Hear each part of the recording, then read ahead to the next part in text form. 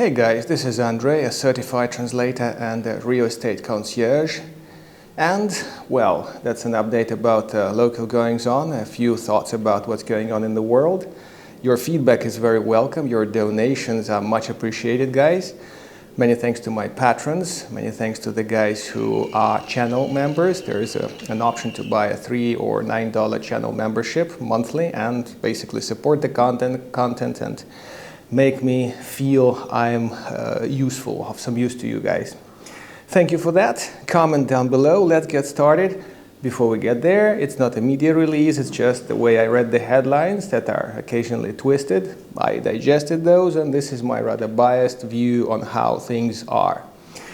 The major message is, I don't look this way, but I'm against violence, and as a translator, I'm all for negotiations and talking and hearing each other. But as I'm progressing through my career and as I'm seeing what's happening in the world, it seems like people are very keen to do whatever, but not what the civilization must be proud of, negotiating. They're lying, they're killing each other, they're bullshitting, information war, they're real war, not very good for business. Let's see what happened lately.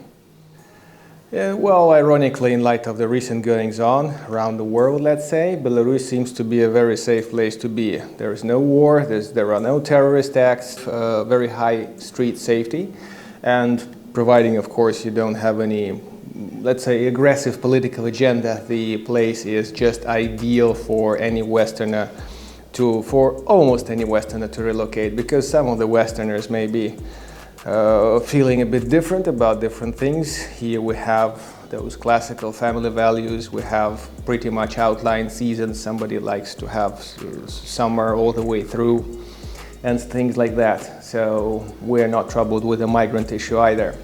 And the infrastructure is very nice, fitting, and the prices aren't too biting. And there are a few other benefits that I will not be advertising, but they're quite obvious. Before we get any local, I would like to specifically point out that I, again, don't like violence, and what happened in the Middle East and what's happening is quite complicated, as is the Middle East itself. I'll just say the obvious, the massive attack from one of the sides could not have been prepared unnoticed. That's like first obvious fact that I see. I may be blind. The second thing is that the one of the best world's intelligence services, and there are several operating in the region, the way you know probably better than I do, could not have overlooked the moment of the attack, and the momentum of the attack resulted in a retaliation, and then the civilized world is screaming about the disproportionate violence and all this stuff, and they say it's wrong, but it's very obvious that all these global agencies and institutions, they seem to have developed a habit of screaming and delivering global messages, but nobody gives a shit. Capable operators with resources are doing their job of work, the tasks set on their list, and that's what's happening. And let's say my own message is about the civilians that get hurt by the action on both sides. That's very unfortunate. Personally, I believe in soldiers, as is in more refined members of their societies, not relating to any society. I respect servicemen who have brain and who have training and equipment to do their job, and who do that job by not just official guidelines, which you know are bullshit guidelines that are hard to observe during the war. But there is black and white, and the more closer you get to the war, the more visible they are. It's in the civilian life you get shades of gray and all that crap. And in the war zone you have black and white you have to be dealing with, and some things just can't be tolerated. That's my message. So let's wish them luck out there in the region, and let's hope that the whole thing will be resolved sooner or later, although it's very much far from there, I guess.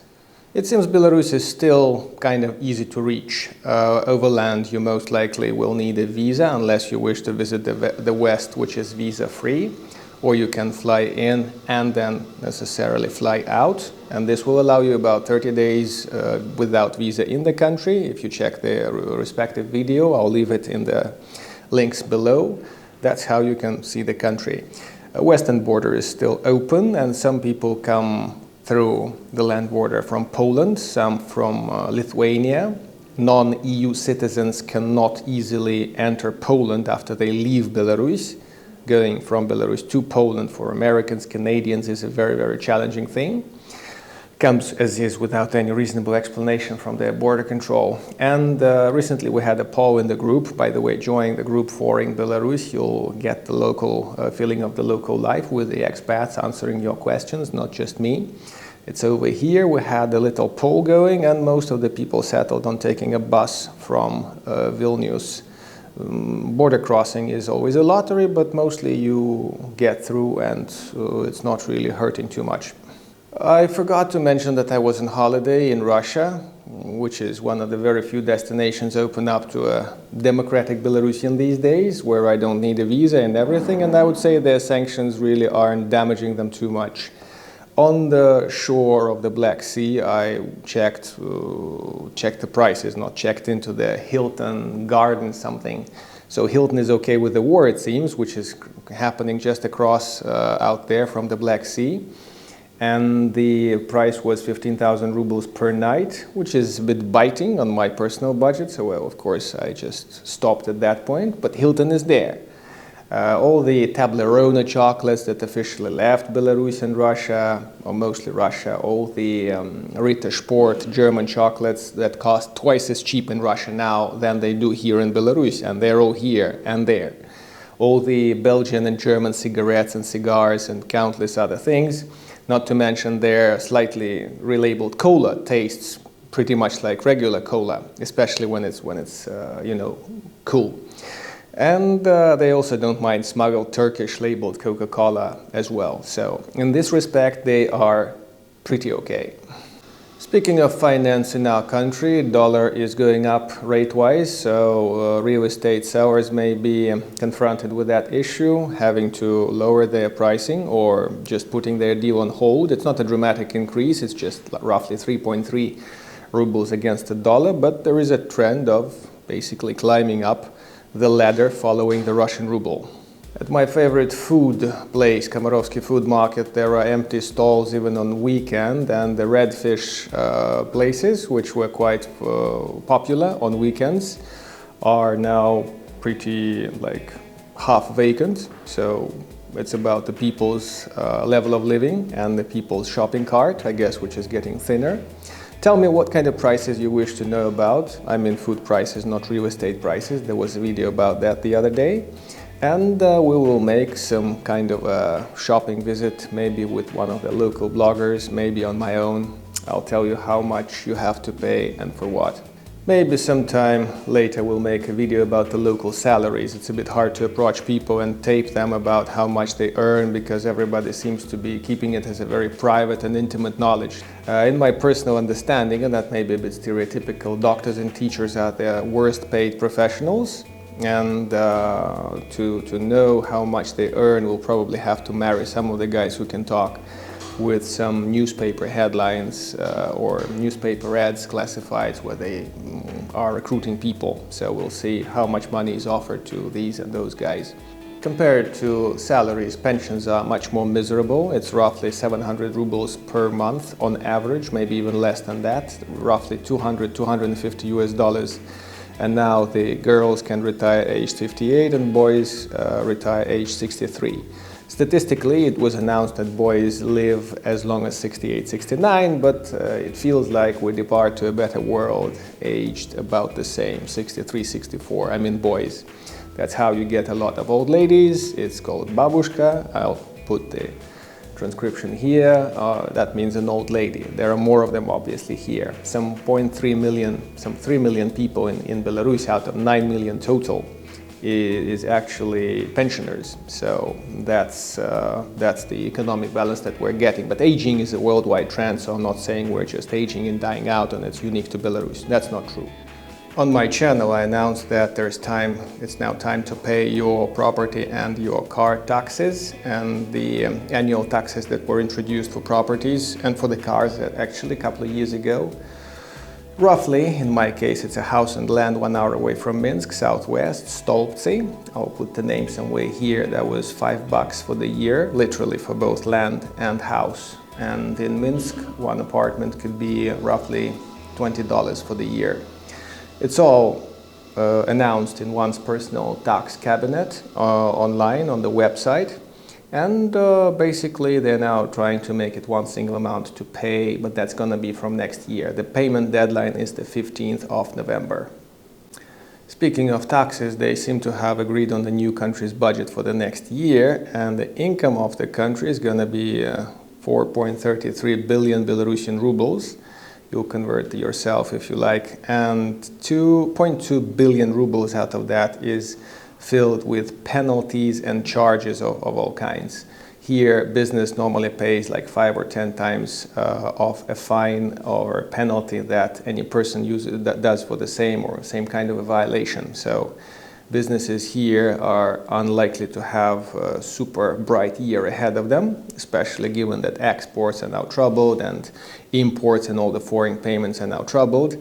Speaking of that, there is one single bank that does dollar transfers. So if you have assets in yuan or in euro, that's good for you. But for now, one of the banks, I'll put the name here, is handling dollar payments from outside of Belarus, which is kind of handy. The rest can be resolved with crypto, and it's pretty swift, pretty much pain-free exchange process. You just get your accounts, wire, exchange, and get the cash over here. As for our booming and blooming car market, first time in more than 10 years we had a car exhibition, and there's a Voya Chinese brand that is actually coming onto the stage here in Belarus. I'm not sure what this means, but I hope I read it right.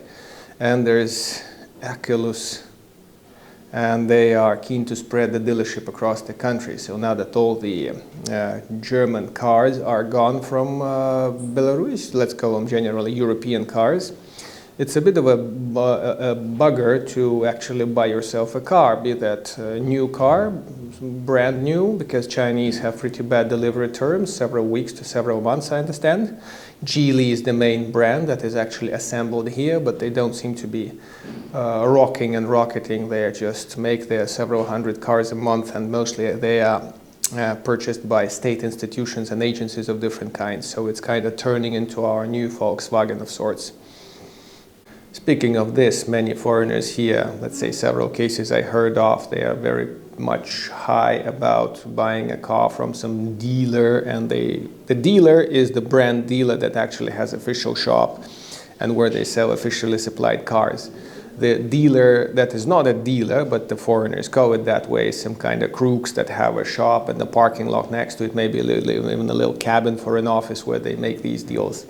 That's the last place where I would consider shopping for cars, and you can ask in the comments for any clarifications of that. But normally these people are professional resellers, and the cars that they're reselling, trying to get the best markup on, are not the best cars.